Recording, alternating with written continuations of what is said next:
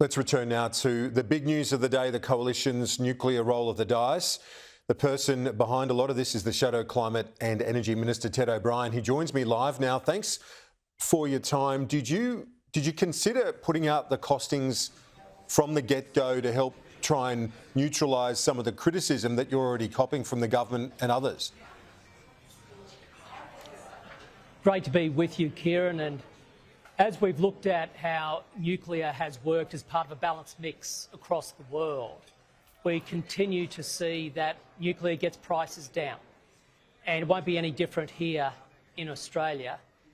We did take the decision, though, that today is all about releasing the 7 locations for our future zero emissions nuclear plants.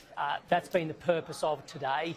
So look, when it comes to the economics, the finance, the costings and so forth, that'll be released in due course, but it's not the focus of today. Today we've certainly spoken about why we're doing this in the first place. On one hand, it's because the lights are going out. Labor is effectively turning off one system before having another ready to go. On the other hand, this is a positive vision which is going to unleash another era of enormous economic prosperity in this country. Ultimately, energy is what underpins society, and we have a plan that, with nuclear in the mix, will guarantee our energy security, not just for a few years, but 80 up to another 100 years. And at the front of that wave of economic growth will be those local communities that host our zero-emissions nuclear power plants.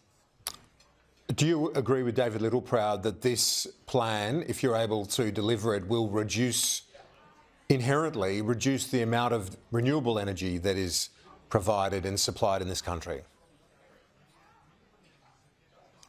We believe in a balanced energy mix, and we are united as a coalition on that vision.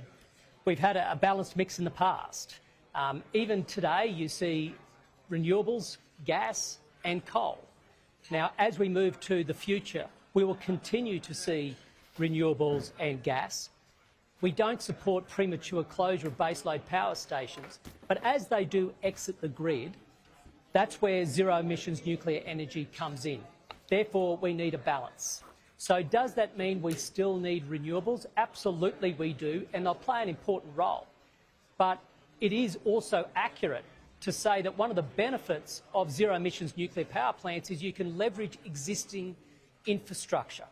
So instead of what Labor wants, nearly a 100% system based on renewables, predominantly wind and solar, not done anywhere in the world, by the way, they want it in Australia, and that's why we're looking at up to 28,000 kilometres of new transmission lines. Of course, when you bring nuclear into the mix, because it has such density, it uses up such little land, by extension, you certainly do not need those 28,000 kilometres of transmission lines. That is just a statement of fact. And indeed, around the world, that's been one of the real attractions, is the fact that you can also protect your local environment as you are also helping the planet with decarbonisation. Can you give us a sense of how much energy is going to be supplied by the 7 reactors? We'll come out in due course when it comes to the broader energy mix.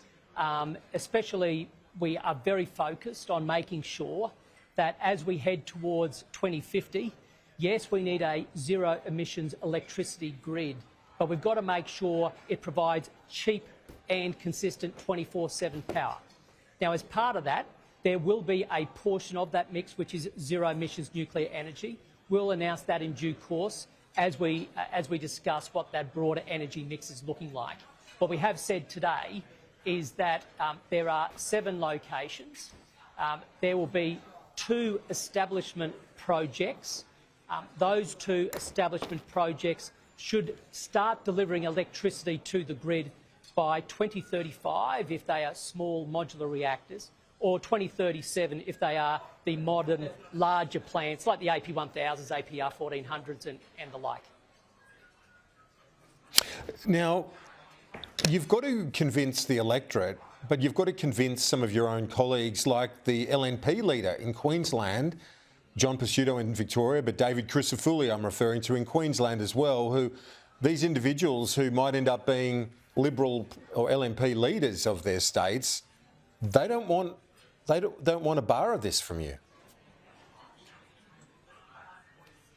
Kieran, I'm supremely confident that state premiers will ultimately get on board. We are doing this because it's in the national interest.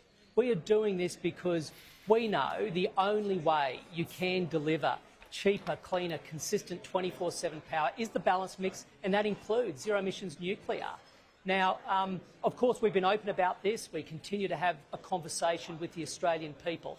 And of course, those conversations will include leaders of different jurisdictions. Ultimately, we are, thankfully, a liberal democracy.